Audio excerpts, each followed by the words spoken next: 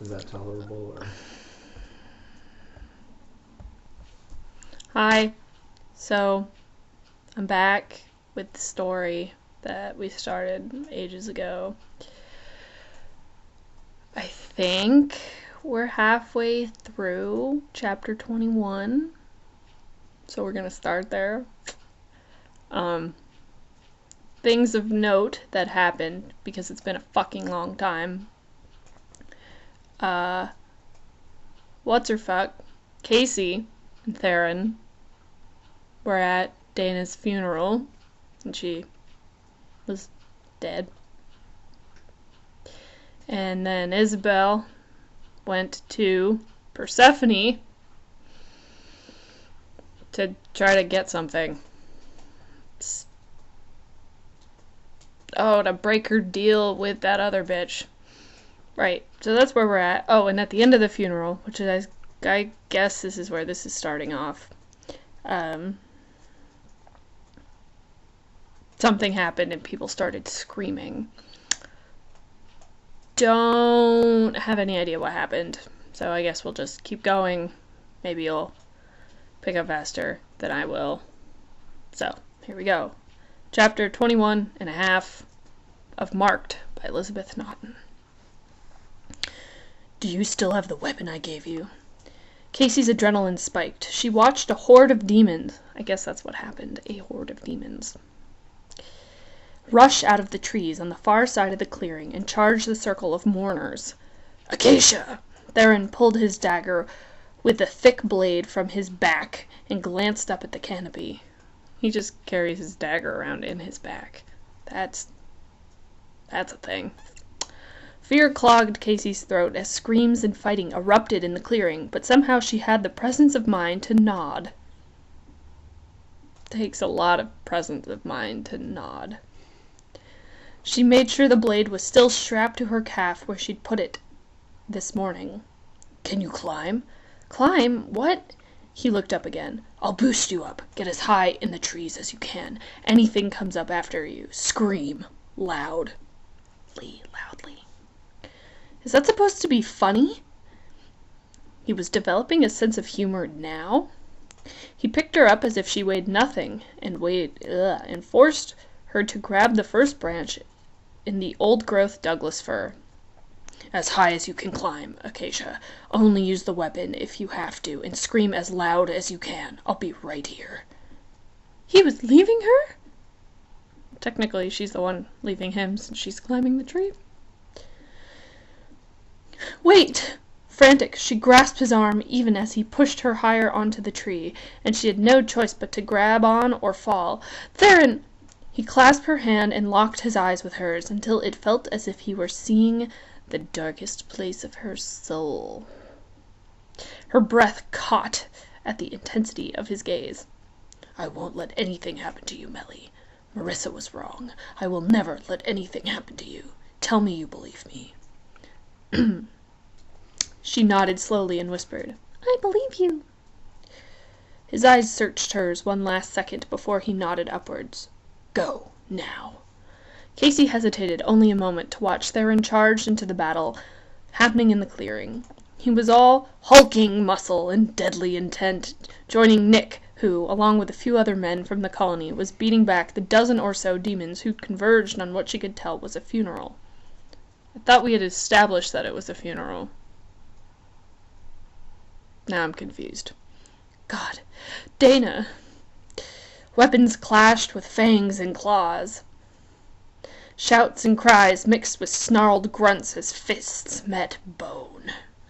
When Theron was tossed to his back and a demon charged for him, Casey slammed her eyes shut and shifted to look away. I would say it's probably not very wise to climb a tree with your eyes closed. Especially since it still appears that she's on the bottom branch. Anyway. Heart in her throat. Oh, that sounds uncomfortable. She reached up and grabbed the next branch. Her hand shook as she climbed. The knife Theron had given her, a solid weight, pressed against her leg. Please, God, don't let it slip and fall out. That's what she said. She wasn't fond of heights, and she felt like a fool hiding out in this tree when people were possibly dying below. Chick, you're dying with cancer! There is literally nothing you can do. Actually, staying out of the way is probably the most helpful thing you can do. But if those monsters were here for her, she wasn't stupid enough to hang out in the open. Except when you are. Okay. Her hands burned as bark scraped her palms raw. She groaned at the ache in her arms as she climbed higher and told herself if she came through this alive, and Dr. Jill found a cure for whatever was wrong with her, there is no cure for cancer. Though I guess you don't actually know you have cancer, but you should know by now that when there's supernatural shit involved, there is no... Yeah, whatever.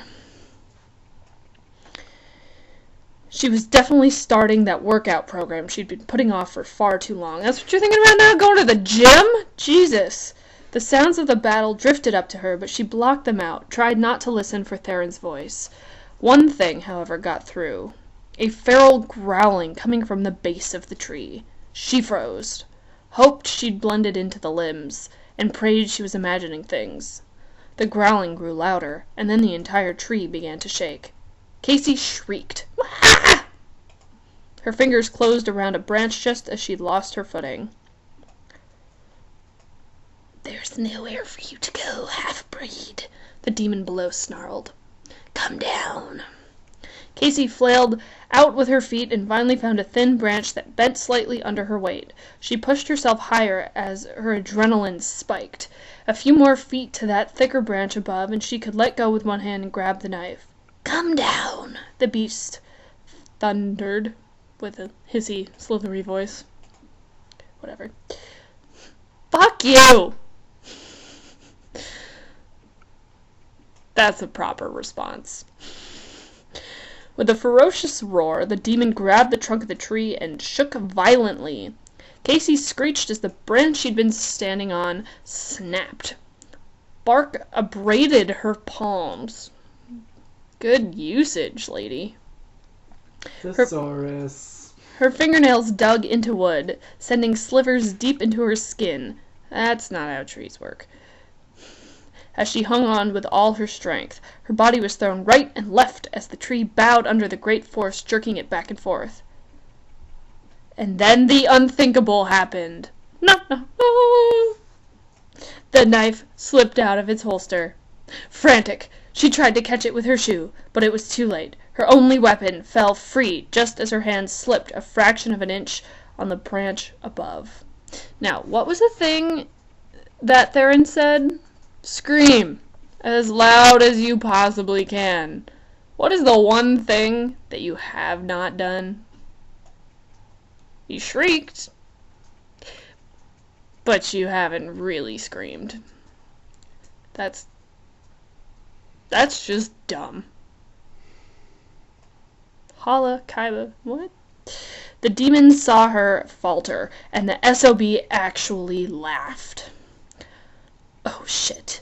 Sweat broke out on her forehead. She was going to fall. She was 60 feet up, with no weapon and no one to save her. If, that is, she survived the drop. Theron's down there, ready to save you. Are we? I feel like, yeah, whatever. Oh shit, oh shit, oh shit. Theron! The branch she was holding snapped like a twig. And then all she felt was air.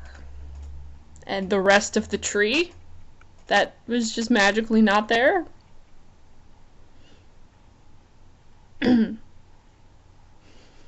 Okay, we got some asterisks, and I have no idea what this next part is. Presumably Isabel.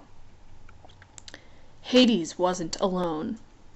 He'd known that damn flower scent anywhere. His head jerked up, and he leapt off his throne so fast he nearly tripped down the 5 marble stone steps. He made it as far as the archway before the double wood doors were thrown open, and Persephone flung herself into his arms.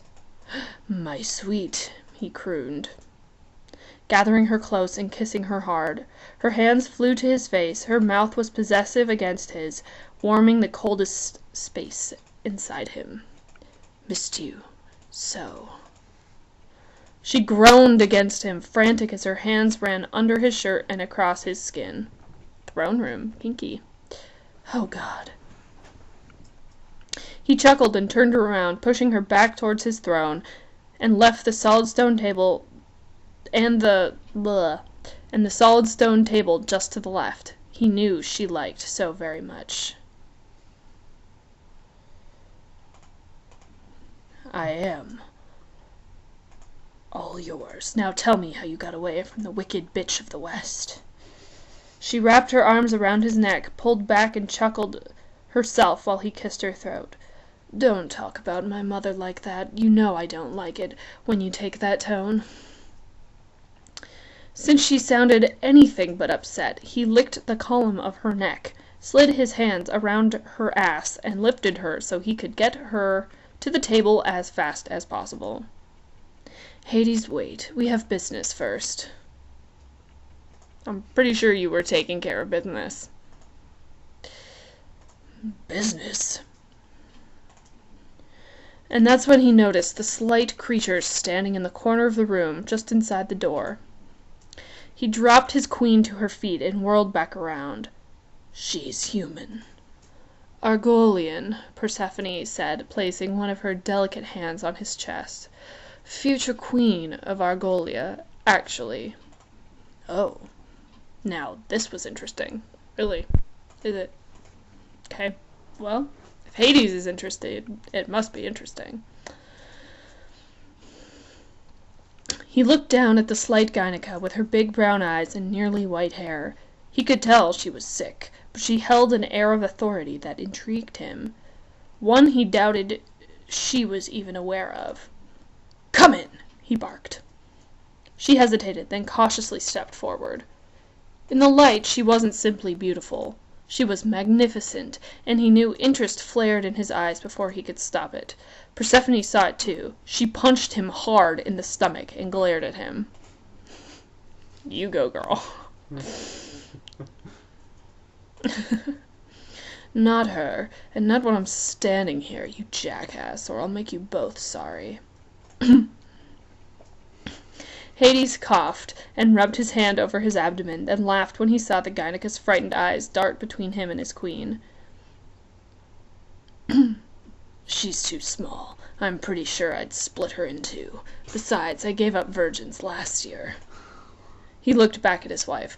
"Really, Persephone, if you are going to bring me a treat."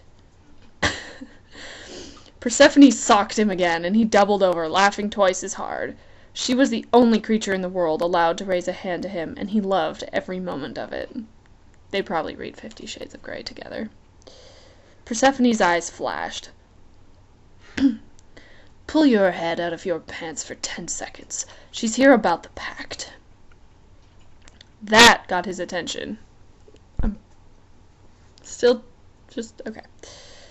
"My pact? Is there any other?" A wicked smile slid across his mouth. "Oh, now this is interesting. What is it you want, little queen?" The Gynica took 2 steps closer, then stopped.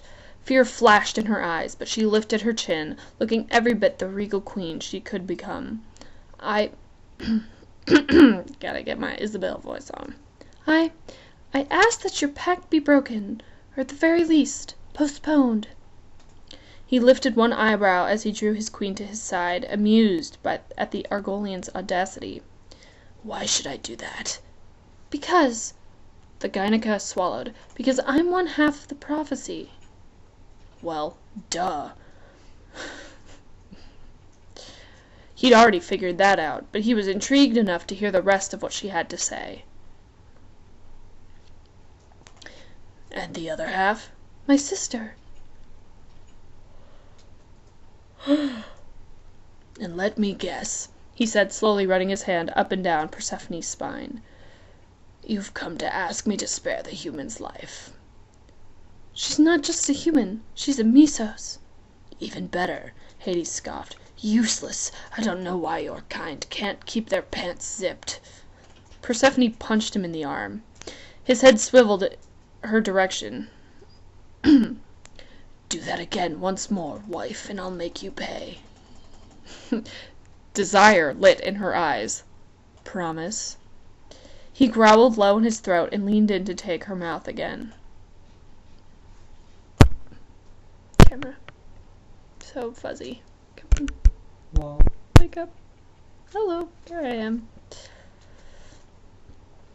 The Argolian's coughing brought his head up in irritation. He pinned the exasperating creature with a look. Why in all that is evil in my realm are you still here? Hades, Persephone warned. He sighed, knowing he wasn't getting inside his queen until he appeased her and dealt with this situation first. Very well. You do realize the ramifications of this, correct? The Gynica nodded. And you realize that by interfering, you set events into motion that cannot be undone. The Gynica hesitated, looked between them, and nodded again. Hades shrugged. Fine, your human's life is spared. The Gynica breathed out a sigh of relief. But not without a price. But Persephone said... He nuzzled his queen's jaw. Whatever bargain you struck with my conniving wife is between the two of you. I still require payment. One soul, yours or hers, I don't care which. Now? Now could be interesting, he said, smiling down at his wife. But the time isn't of my choosing. The Gynica looked as if she would be ill, which pleased him. It very much pleased him. Hades shouldn't be evil. It's just wrong. Well, he asked, what do you say? She glanced at her hands, seemed to struggle with some internal debate, then closed her eyes. Mine, she whispered. His laughter bubbled up from the depths of his soul as his eyes ran up and down her slight and very feminine body. Oh, what he would enjoy doing to her, with Persephone's approval or not. Make yourself comfortable, little queen. His hand slid down to Persephone's ass. The show's about to begin. Lols.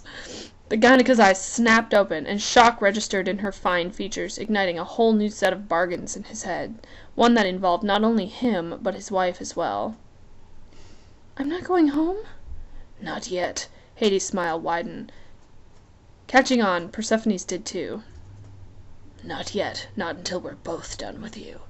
That's disturbing. I'm disturbed. I mean, come on.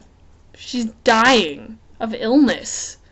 They're like, woo! Rapey threesome! We're into that dying person thing. It's just a little odd, I think. Anyway, that's the end of chapter 20. So I'll come right back around and do chapter 22. Did I say 20? I meant 21 and a half. Fuzzy camera.